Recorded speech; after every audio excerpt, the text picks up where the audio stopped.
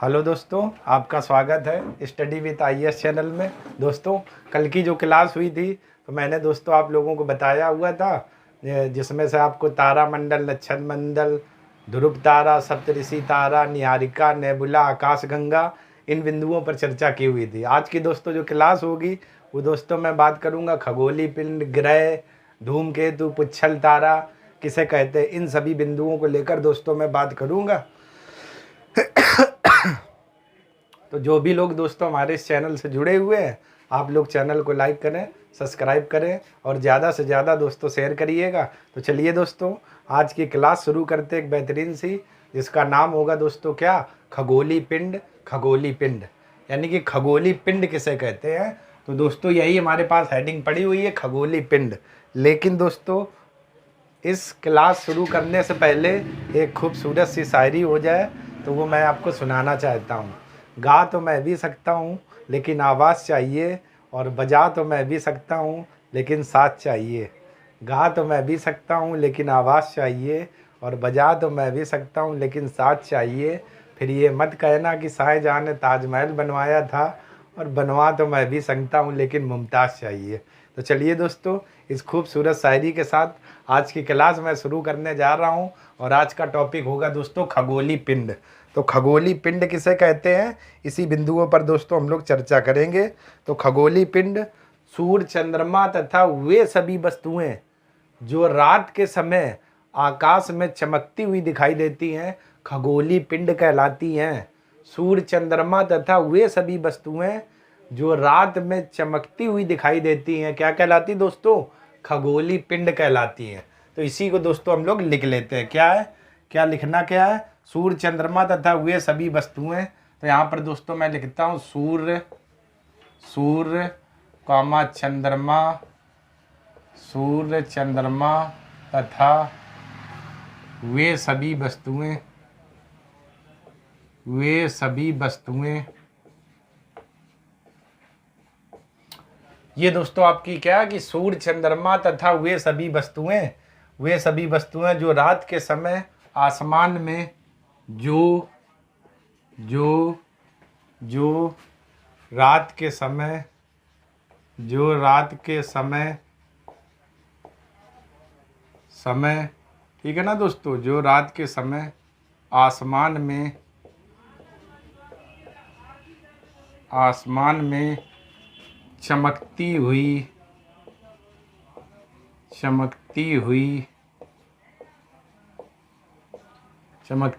दिखाई देती हैं, चमकती हुई दिखाई देती हैं।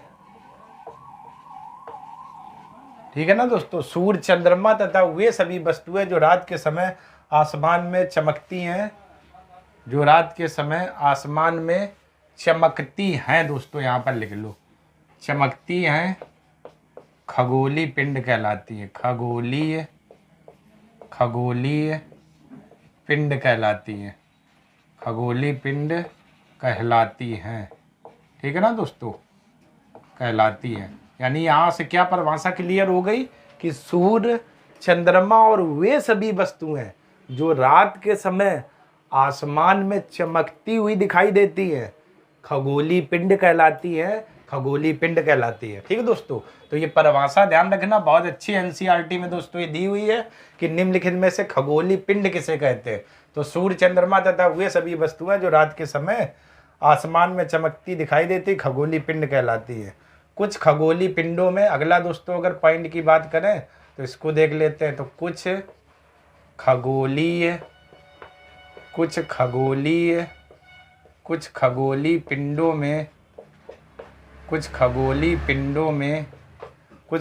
पिंडों में अपना प्रकाश एवं ऊष्मा नहीं होता है।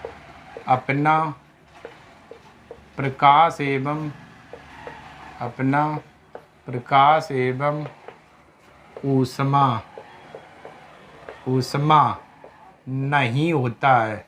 अपना प्रकाश एवं ऊष्मा नहीं होता है। ठीक है ना, ये दोस्तों आपकी है क्या कि कुछ खगोलीय पिंडों में अपना प्रकाश एवं ऊष्मा नहीं होता है। ठीक, अब दोस्तों यहाँ जैसे में अगर आप लोग खगोलीय पिंड में लिखना चाहे तो सूर्य, चंद्रमा और जो भी वस्तुएं जो आपको चमकती हुई रात में दिखाई दे, ठीक, वो आपकी क्या कहलाती है? खगोलीय पिंड कहलाती है। तो कुछ खगोलीय पिंडों में अपना प्रकाश एवं ऊष्मा नहीं होता है, वे तारों के प्रकाश से प्रकाशित होते हैं।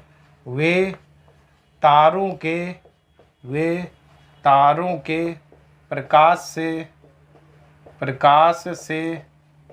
प्रकाशित होते हैं, ग्रह कहलाते हैं।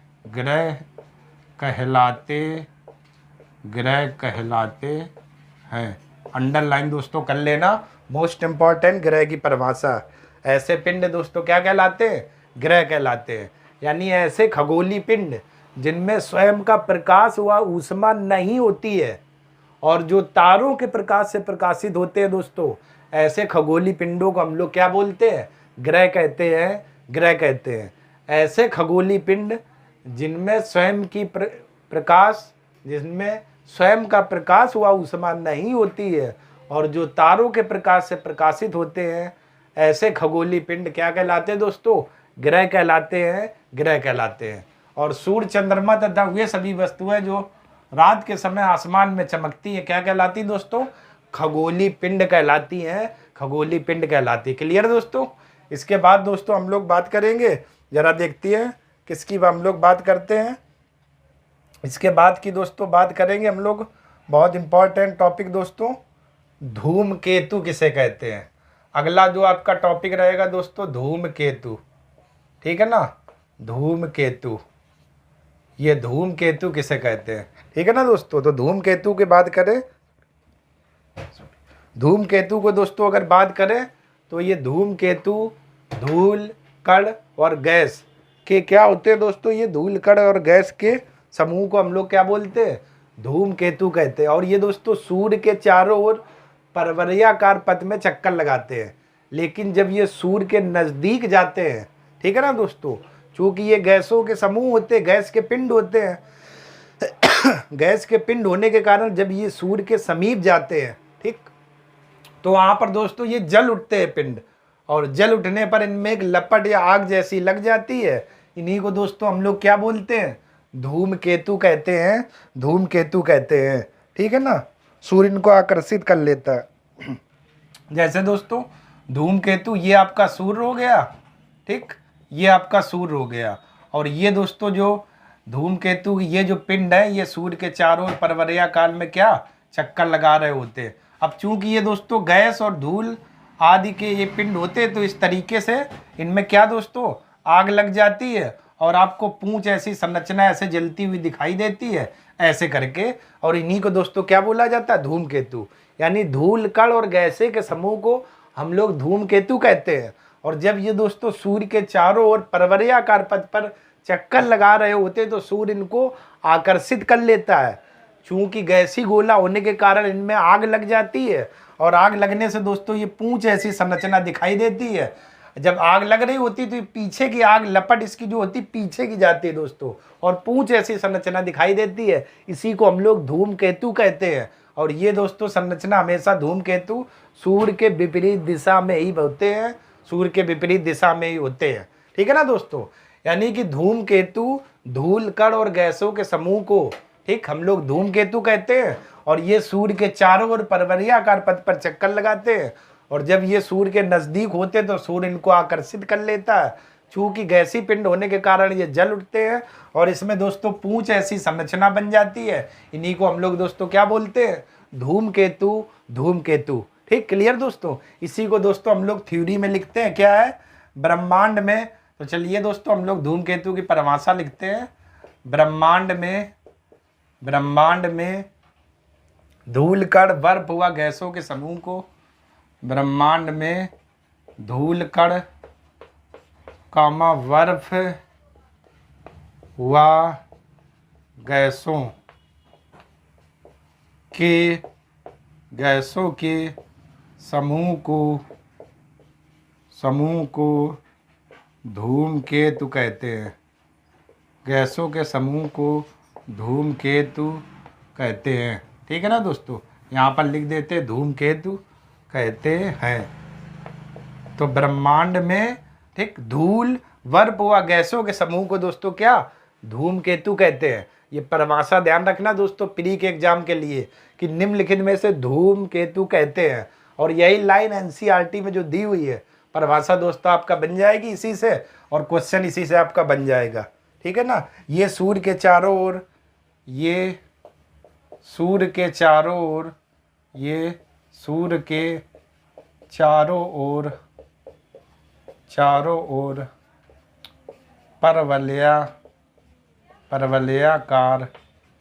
परवलयाकार पथ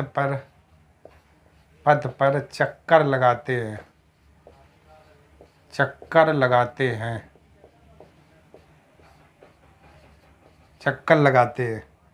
जब ये सूर्य के नज़दीक पहुँचते हैं, जब ये सूर्य के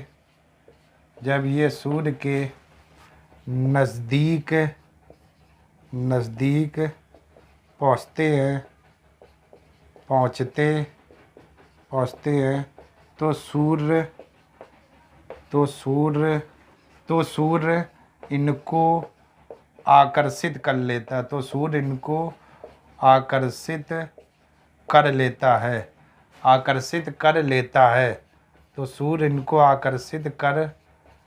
है। ठीक है ना दोस्तों, सूर्य इनको आकर्षित कर लेता है। गैस के पिंड होने के कारण ये जल्दी गर्म हो जाते हैं और गैसों के फुहारे निकलने लगते हैं। गैसी पिंड होने के कारण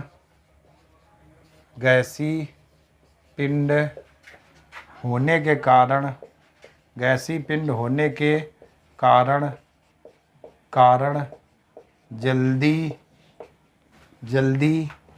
गर्म हो जाते हैं और इनसे गैस के फुहारे निकलने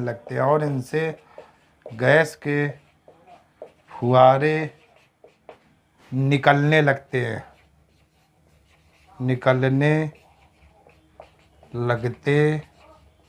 हैं। इन्हीं को दोस्तों हम लोग क्या बोलते हैं, धूमकेतु। निकलने लगते हैं और पूंछ जैसी संरचना बन जाती, जिसे धूमकेतु या पुच्छल तारा कहते हैं। ठीक है ना दोस्तों, ये आपकी है। देखिए दोस्तों, ये मैंने फिगर में आपको बनाया हुआ था। क्या था दोस्तों, जरा इस फिगर को फिर से आप लोग समझिए। ठीक है ना, ये आपके धूमकेतु हो गए और ऐसे पूंछ ऐसी संरचना ये ऐसे बन गई। इसी प्रकार ये सूर्य के समीप ये, ठीक वही लिखा हुआ है दोस्तों, ब्रह्मांड में धूल, कण, बर्फ व गैसों के समूह को धूमकेतु कहते हैं। और ये सूर्य के चारों ओर परवलयाकार पथ पर चक्कर लगाते हैं। जब ये सूर्य के नज़दीक पहुंचते हैं तो सूर्य इनको आकर्षित कर लेता है। गैसी पिंड होने के कारण ये जल्दी गर्म हो जाते हैं और इनसे गैस के फुहारे निकलने लगते हैं, जिससे पूंछ जैसी संरचना बन जाती है, जिसे दोस्तों पुच्छल तारा या धूमकेतु कहते हैं। ये दोस्तों आप देखिएगा, जब ये ऐसे गैसी पिंड सूर्य के नज़दीक जा रहे होते हैं, ठीक, तो सूर्य इनको आकर्षित कर लेता है। अब ये गैसी पिंड होने के कारण गर्म हो जाते हैं और इसमें गैस के फुहारे निकलने लगते हैं। और ये देखिए दोस्तों, पूंछ ऐसी संरचना बन जाती है। इसी को दोस्तों धूमकेतु या पुच्छल तारा कहते हैं। इसी को दोस्तों क्या बोला जाता है, धूमकेतु या पुच्छल तारा। हैली नाम का पुच्छल तारा दोस्तों 76 वर्ष बाद देखा गया था। और धूमकेतु और पुच्छल तारा हमेशा दोस्तों सूर्य की विपरीत दिशा में ही बनते हैं। पूंछ जैसी संरचना सूर्य की विपरीत दिशा में बनती है। ठीक है दोस्तों, तो ये आपका है। तो जो पूंछ जैसी दोस्तों ये जो संरचना है, ये हमेशा सूर्य की विपरीत दिशा में ही बनेगी। और हैली नाम का जो पुच्छल तारा है दोस्तों, ये 76 वर्ष बाद क्या देखा गया था या गुजरता हुआ देखा गया था। ये पॉइंट दोस्तों आपको और इसी में लिखना है।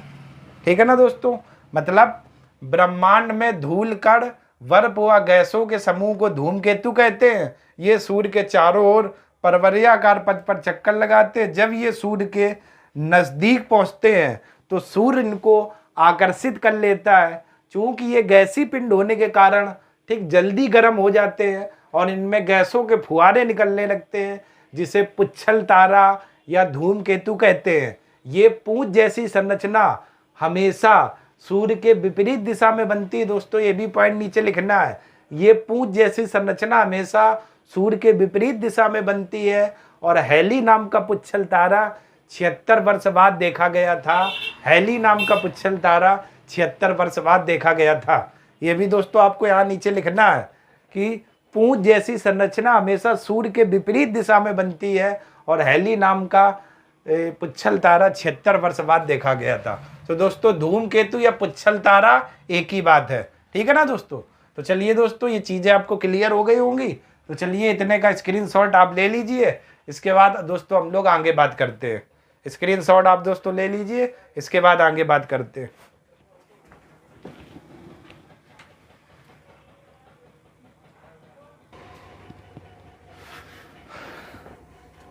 चलिए दोस्तों अब हम लोग बात कर लेते हैं उल्का पिंड या टूटता तारा। उल्का पिंड या इसी को दोस्तों क्या बोला जाता है, टूटता तारा। तो दोस्तों कभी कभी अगर बात की जाए दोस्तों, तो कभी कभी आकाश में आप लोग देखते होंगे एक ओर से दूसरी ओर बहुत अधिक वेग से जाते हुए आपको पिंड दिखाई देते होंगे। कभी कभी आकाश में एक ओर से दूसरी ओर बहुत अधिक वेग से जाते हुए पिंड दिखाई देते हैं, ठीक। और दोस्तों जब ये पिंड पृथ्वी के पास पहुंचते हैं, ठीक, तो पृथ्वी की गुरुत्वाकर्षण शक्ति इनको आकर्षित कर लेती है और ये दोस्तों पृथ्वी के वायुमंडल में क्या कर जाते हैं, प्रवेश कर जाते हैं। तो कभी कभी आकाश में एक ओर से दूसरे ओर तक बहुत अधिक वेग से जाते हुए पिंड दिखाई देते हैं और जब पृथ्वी के समीप पहुंचते हैं दोस्तों, तो पृथ्वी की गुरुत्वाकर्षण शक्ति इनको आकर्षित कर लेती है और ये पृथ्वी के वायुमंडल में प्रवेश कर जाते हैं, ठीक। जिस कारण से दोस्तों इनमें क्या आग लग जाती है और ये जल जाते हैं। तो इसी को दोस्तों हम लोग क्या कहते हैं, उल्का कहते हैं। जब ये जल जाते हैं तो इसे उल्का कहते हैं और जब जलकर पृथ्वी पर गिरते हैं तब इसे दोस्तों हम लोग उल्का पिंड या टूटता हुआ तारा कहते हैं, ठीक। दोस्तों आप लोग क्या करते हो, रात में जब कभी भी ऊपर छत पर खड़े होते हो तो आप लोग जब ऊपर आसमान में देखते हो तो आपको चमकता हुआ तारा दिखाई देता है, तो आप लोग क्या बोलते हो दोस्तों, आंख बंद करके कि अपनी मनोकामना पूरी कर ले, ये टूटता हुआ तारा। तो कुछ लोग आंख बंद करते हैं, बोलते हैं हे भगवान मेरा ये काम हो जाए, ये तारा जा रहा। ये दोस्तों ऐसा कुछ भी नहीं होता है, ठीक। ये सिर्फ एक टूटता हुआ तारा या उल्का पिंड होते हैं दोस्तों, ये मनोकामना वाला ऐसा कुछ भी नहीं होता है।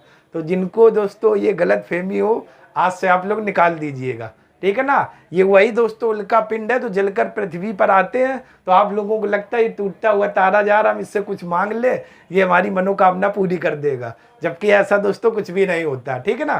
तो चलिए दोस्तों बात करते हैं उल्का पिंड या टूटता हुआ तारा। आकाश में कभी कभी एक ओर से दूसरी ओर अधिक वेग से जाते हुए अथवा पृथ्वी पर गिरते हुए जो पिंड दिखाई देते हैं उन्हें दोस्तों हम लोग क्या, उल्का या लूका कहते हैं। जब ये पिंड पृथ्वी के नजदीक पहुंचते हैं तो पृथ्वी की गुरुत्वाकर्षण शक्ति इनको आकर्षित कर लेती है और ये पृथ्वी के वायुमंडल में प्रवेश कर जाते हैं और जल उठते हैं। तो इन्हें क्या कहते हैं, जब ये जल जाते हैं तो इन्हें उल्का कहते हैं और जब जलकर ये पृथ्वी पर गिरते हैं तो दोस्तों इन्हें क्या, उल्का पिंड या टूटता तारा कहते हैं। जैसे दोस्तों ये पृथ्वी है, एक वेग से उधर इस तरीके से पिंड आपको दिखाई देंगे पृथ्वी के। तो जब ये पिंड दोस्तों क्या पृथ्वी के पास जाते हैं तो पृथ्वी की जो गुरुत्वाकर्षण शक्ति है इनको आकर्षित कर लेती है और ये पृथ्वी के वायुमंडल में प्रवेश कर जाते हैं।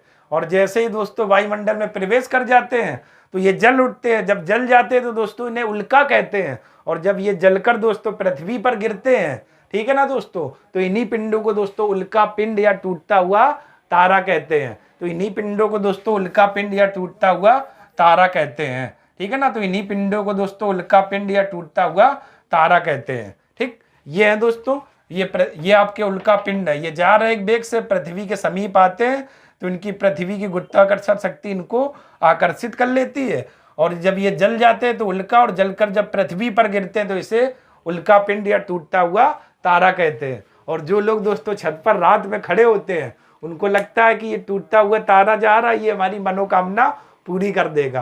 तो ऐसा दोस्तों कुछ भी नहीं होता है। जो भी है आपकी मेहनत रंग लाएगी। ना ही कभी भी दोस्तों ऐसा होगा कोई जादू हो जाए और ना ही कभी ऐसा होगा कि कोई भगवान उतर के आए और आपकी कॉपी लिख जाए, ठीक है ना दोस्तों। ऐसा कुछ भी नहीं होगा।